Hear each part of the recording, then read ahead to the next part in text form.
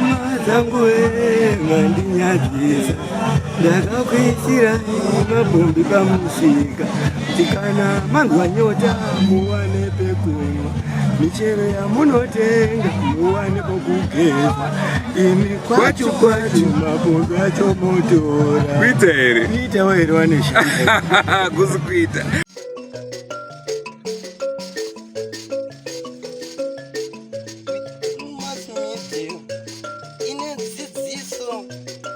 Nungamiro yekuti pagwarare upenyu ndipo patinoona ana sekuru vedu ari masvikiro nemapositori topa kumatendo kuvayara shumba vatidzidzisa nekutipawo gwara iri.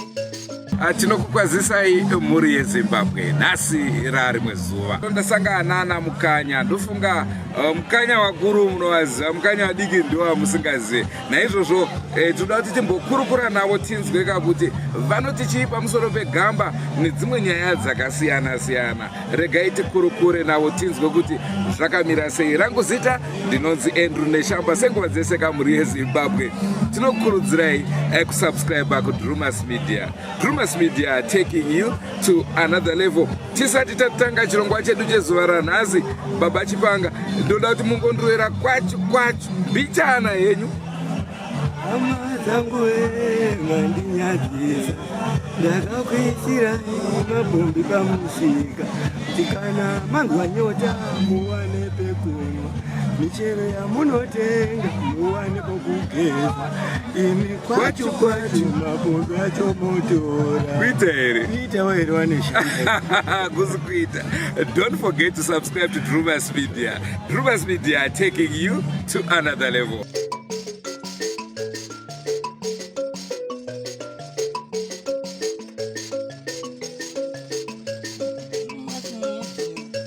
Ndiyo ine dzidziso, ndiyo inotipa isu gwara reupenyu. Ndipo patinowana vanasekuru nemapositori vachitipa gwara reupenyu. Muchiri kutanga kuimba nziyo dzamakatanga kuimba nhasuro muchiri kudzigona here? zvakanyanya tiri kudzigona. Pane kambo kamakaimba kandoda kuti mundiimbire kuti ndakabvunza baba zvamataura ndazvinzwa.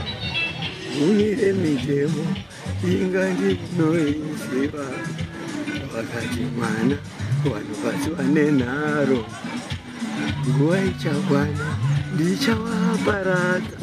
Aiwa gumire mitemo ndingati makomborero kuti mataura ikako ndo foundation yezvese zvandiri kudai kuti zvinobva paThe 10 Commandments. Zvese zvimwe izvi amabranches zvandinoimba but zvese zvinobva ipapapo pa10 Commandments ipapo zvandakataurirwa kuti izvi ndizvo zvamunofanirwa kuita, izvi ndizvo zvamunofanirwa kuita. Saka zvimwe zvese izvoni zvingava kutora uchibvira ipapo. Saka ndinofunga handisati ndanyatsodzikwa kunyange zvangu pane makore aningati akati kuti ndiri music but ndinoona kuti vanhu havasati vanyatsondipa nzeve nekuti at least ndaifunga kuti music inogona kungoitawo contribution inofanika inoitwa nemabhuku anonyorwa nevanonyora mabhuku kana atinodzidza kuchikoro. Saka ndofunga dai zvikaconsiderwa izvozvo kuti pane imwe music iri worth kuti iite lesson. Tomboda kufananidza fanika kana zvichandibatsirei mwanangu. Itori subject yekuti ikaiswa mubhuku zvichinyatsotorwa kudai zvinotodzidzisa vana kuti vatoziva kuti no zvinhu izvi tinongozozviita hedu kukoshesa munhu asisipo, asi panenge paine mukana wekuti achipo tinoratidza kukosha kwake. Saka vaida kuedza kudzidzisa kuti maybe tinogona kuzvikoshesa kuti munhu akosheswa ari mupenyu. But unozoona kuti ameno kuti mweya iwo ndofunga hauzi waMwari ndewaSatani akangoita kuti tisaita basa nezvinotanga tozokoshesa zvinogumisira, nekuti kukoshesa munhu pakugumisira tisina kumukoshesa pakuuya kwake hazvina zvazvinobatsira, nekuti zvakafanana nekuti ukatarisa mhomho iri panapa, dai akanganzi yakauya kumakorokoto so kozva wani nawani mwana yaibva atanga achibva angosimuka because school fees itoripo, zvese zvotodetsa zvitoripo, vanhu ivavo vakabvisa dhora chete haikona yakawanda kuri kumakorokoto, upenyu hwatotangisika. But unozoona manje kuti kunochizowanda chema, makorokoto hakuna, saka unozoona kuti hazvichabhenefiti, saka zvinenge zviri zvinhu zvokuti society ikanyatsotora tinomboita subject kuti hatigoneri kuchinjinura mafungiro ekuti tikoshese munhu achikuuya, tirege kuzoita hanyani uku tikatovhaisibvisa kudaro tinenge takutokunda Satani, because Satani ndiye anoti haiwa uku hakuna basa, kune basa ndekutirasisa, asi Mwari vanokoshesa munhu mupenyu. Ndofunga ndakatomboimba imwe song yekuti Jesu ndofunga vanotaura vanoti the shortest Bible, the verse iri muBible, the shortest verse in the Bible, vanoti Jesus wept. Vhese rakabva rakatokwana mazibairi rakabva rakatofuso, asi ukazitarisa kuti sei akachema ari kunzi iwo ungaswera uchinamatira vanhu nhengi uchisiya nhengi guru wako ari kunoko achitodini afa, hauna kudini, hauna kuuya, nekuti Jesu akaramba audzwa kuti aiwa shamwari yako yayadini yashayika, akaramba achinamatira vapenyu. Yanga itorikodhi yekuti aida kuratidza kuti kana uyu asisitorina mweya uri kurarama pari, zviri nani kumbototi ava vachine mweya vanotokosha kupfuura ari uyu. Yanga iri kodhi yekuda kuratidza chete kuti aiwa kunyange aiwa nesimba rekuya achiporesa uya, saka akada kuratidza kuti no, ngatikoshese vapenyu pfuura anenge ashayika. Kana ndichicherechedza vara rekuti hiro ndofunga ndo rinoti gamba, saka ndofunga ugamba hwacho pamwe hunochizosiyana, nekuti ndofunga kana tichitaura nezvemurume vari pano nhasi uyu, igamba sekuziva kwatinoita, nekuti akanyora rungano, akatonyora rungano muhistory yenyika yedu yeZimbabwe zvisingadzimiki kana tichida kutaura chokwadi, kuti anenge akatochera foundation yake kana akachera mugera udzimiki. Saka maybe ugamba hwacho hunosiyana kuti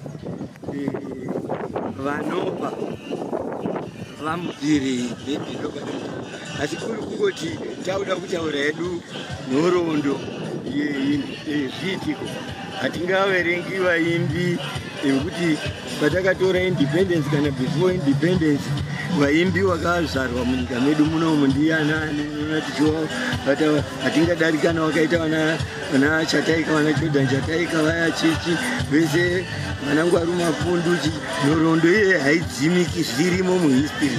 Saka unoona kuti ndio ugamba huri natural.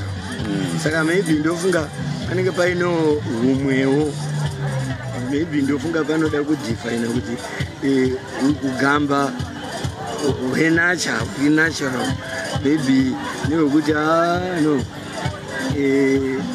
ugamba uyu vane shamba vanenge vaona kuti no bhururu takambonwa tese chichi, maybe ndo pazvingangosiyana, asi tiri kutaura zviri natural.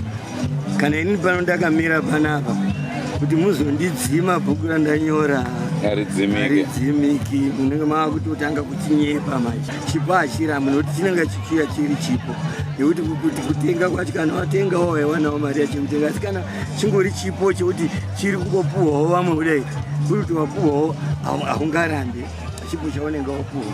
Asi ukaona zviri kungokudarikawo uchingoshayiwa kuti kuda vari kupuhwa ava vane zvimwe zvandisinawo, zvinoita kuti iwo vazorikogona izvo. Saka ndichatomboshingira kana kurimba ndofunga chatombonyatsoshingira zvimwe ndingasvikawo palevel nekuti vamwe ndingati vangawanawo kuti hano uya wethi tidii tingomupawo chipo ichocho. Tikona pane skadi pasaidi penyu makafanana mwana wenyu? Mwana wangu zvokuti iko zvinezvi akuchito injiniya baba ake akachizobvini baba vanongo vaimba chete. Saka iyo zvinezvi ari kundiridzira anotondirekodha injiniya ipapa kuti malatest songs angu kana iye ndakambokutaurai pamushongane hori yechechi ndiye injiniya ndiye producer wacho mwana wangu. Saka ndakangoti mwari zvawatodai vanenge vatondipoona ipapo zvototi pachinzi parudiwa vanhu vatatu kana pashota umwe kutoti mwana anenge atoripo otonototi inga ndatopuwa rimwe bandiko rinotondibatsira zvototi at least music iko zvinezvi kuti uya kudai tati tatobva tiri kushow tese otobatsira kuona kuti zvakutoreruka toona kuti zviya handi zvinhu zvokuti zviya zvandataura kuti matarenda haagarwi nhaka kuti usipo kwauzodai kana zvichingoita makangodai zvichinototarisa kuti unewo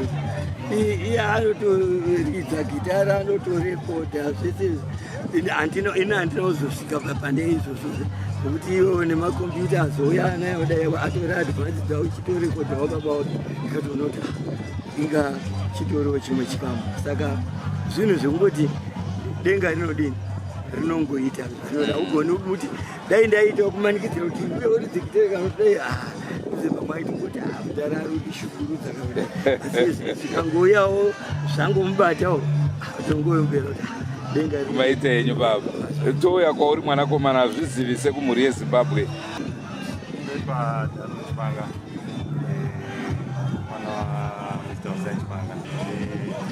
Malegend acho akatanga music yacho ukatarisa nhamba yacho ichidi ichitodzikira enda pasina chasara kana kubata midzi yachona pane kugroove redu resungura. Saka ivende kuti hapana zvinochamera. Todzokera kumhanzi yababa wenyu ndekapi kambokaona kuti aka ndokandirofarira kudarika twese? Ini ndofarira kanonzi Zvawanda Mateya. Kanonzi chi? Zvawanda Mateya. Alright. Imboti roeraiwo mbishana tozati hamusiri makaimba asi maboka zaanonetsa pazvivegaindi zamedo kanoti shungu dzemoyo wangu dzinondibaya vanhuwo zvinhu Zvawanda Mateya. Shungu dzemoyo wangu dzinondibaya vanhuwo zvinhu Zvawanda Mateya. Kodai zvangu ndichiri mucheche ndaingadai ndo yangu mukaka nyara dzapfungwa dzinonetsa moyo vanhuwo zvinhu Zvawanda Mateya. Wedzerai baba. Madhokotera azezitata sei chirwere chisingarapike kodobori nganga masango azere miti sei chirwere chisingarapike ndodaida kuedza kuti chirwere chichazokunda zvese izvi masaintisti vari kurisecha watadzirira sei. Saka ndiyaita zvodoti akanotofanirwa kuita remix because kuti waona kuti wari kurasika papi because combination yese yaana godoboria wakundikana. Saka tinenge toda kuvaradza kuti aiwa musiki pane zvaanenge ari kutaura kuti aiwa pane pamuri kurasika. Saka ndinotenda kuti zvakangomubatawo but ndofunga chakaita remix yawo because zvirwere zviri kupota zvichinetsa vanhu. Toda kuedza kutsvaga kuona kuti sei zvisingarapike. Ivo zvipatara tiinazvo, maprofita tiinawo vanototi hanzi tinototi bvisa dhimoni kuti dhimoni ibvapo vanogona kubvisa dhimoni chete asi urwere haubvi. Tichationa kuti zviri sei. Saka inenge itori shuwiro kuti tochema kuti Mwari dai matiyambutsa kuti tigone kukunda zvinotinetsa.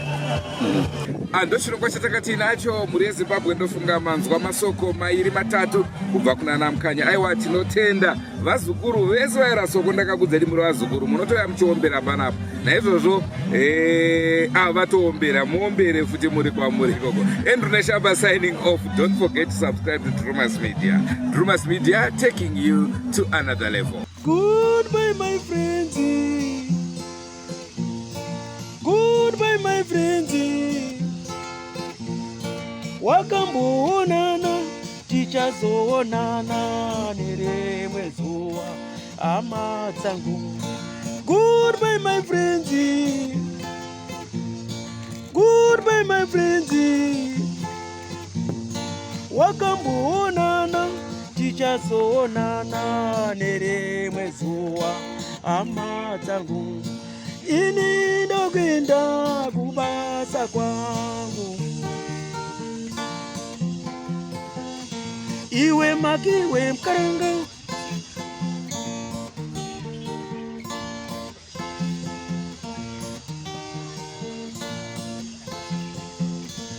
Iwe makiwe mkaranga. Iwe makiwe mkaranga.